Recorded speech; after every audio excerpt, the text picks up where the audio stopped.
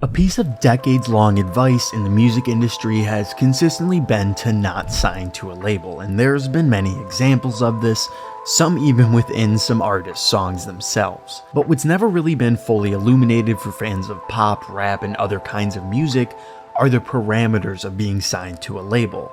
Your obligations to write, record, perform, post, wave, smile, all at a cadence that can leave these artists distraught and tired, as having someone manage an innately personal thing naturally brings problems.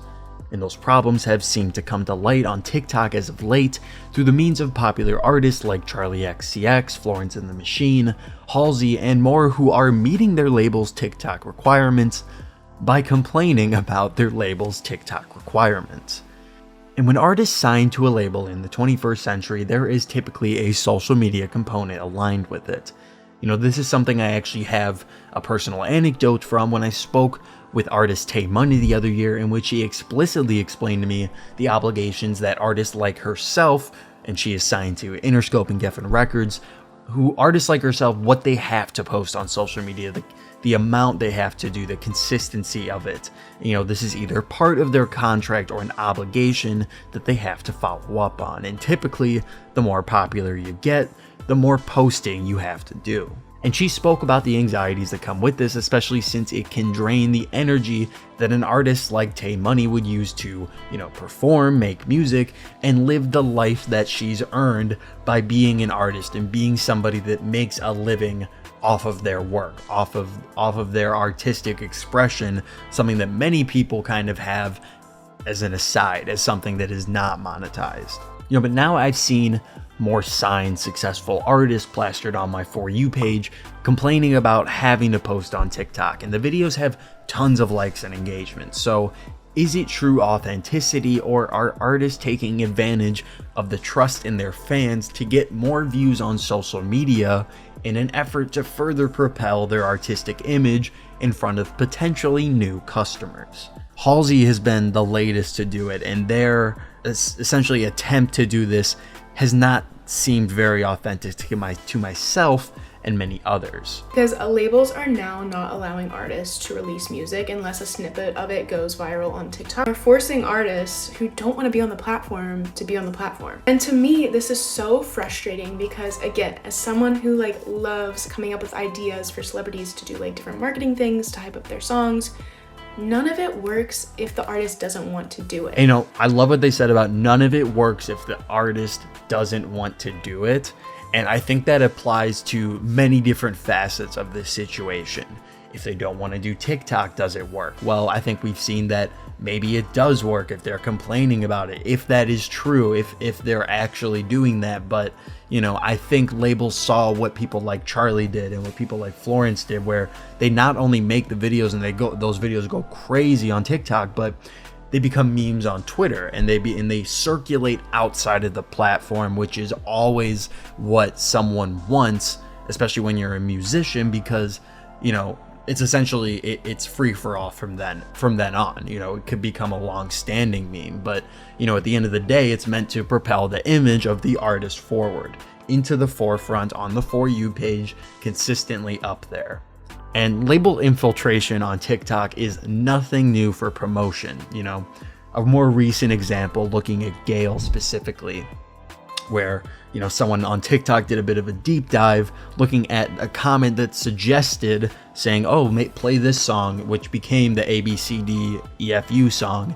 And the account that suggested that, its name was Nancy Berman, and it's a private account, but if you look her up on Google, apparently she was a digital marketing manager at Atlantic Records. And this is, I don't know why people were up in arms about this, being like, oh, she's an industry plant. I think there's a gross misunderstanding of what that word means nowadays, because I think when people hear industry plant, they assume nepotism, number one, and I don't think that's always the case. A lot of the case, they'll get discovered like any other artist on their independent run. An A&R person or someone will see them and be like, early on, and know they're good. And sometimes they have that mainstream appeal right away, and it just hits, it works. So industry plant, debatable. For these artists in particular, no, they have skin in the game. And I'm talking about, FKA, Twigs, Florence, Charli, etc. But looking at Halsey's, their video seemed a bit doctored in that it just didn't seem genuine. There's just something about it that just did not work for me. You know, I'm not as big of a fan of Halsey as I am these other artists, specifically Charli XCX, where I was like, I don't even care if it's fake because the delivery of it works for her. It just works. But you know, for Halsey's, it seemed like they were utilizing this as a promotions trend in a way that feels directly inauthentic. And I saw the desired reaction of Halsey fans defending their career by means of showing off all the records they bought from Halsey and all the songs of Halsey's they streamed to prove to the label, oh, they can drop this song, they don't need to wait, because that was the essence of the TikTok. And it seems to just go against the grain from what we saw with Charli and others, and in a way that just doesn't feel right. And look, artists, they have to do this stuff. But since it's so new, there probably aren't exact contractual obligations of what they specifically have to say or specifically have to do. So, you know, why not riff and complain about labels? And while, you know, I'm not one to say if these are genuine or not.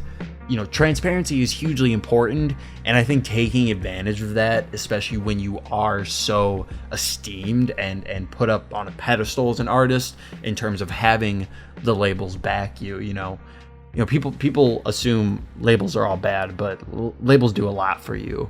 And people are like, oh, now I'm really seeing, like, this is what labels are all about. It's like, it's always, you know, it's always been like this. It hasn't been, you know, labels are as, their purpose is to take an artist and give them the engagement and the platforms that they would not already or otherwise have.